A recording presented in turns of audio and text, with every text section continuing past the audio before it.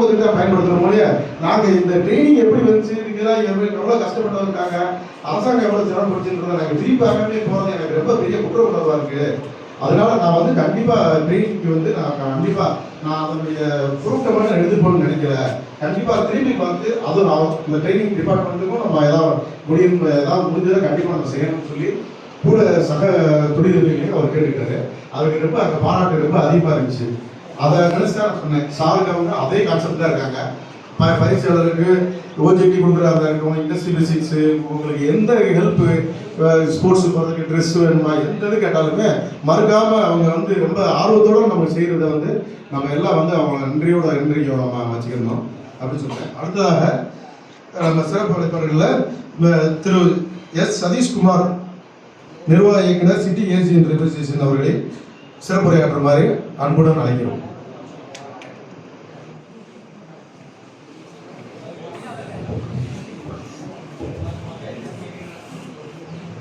எல்லாருக்கும் காலை வணக்கம்.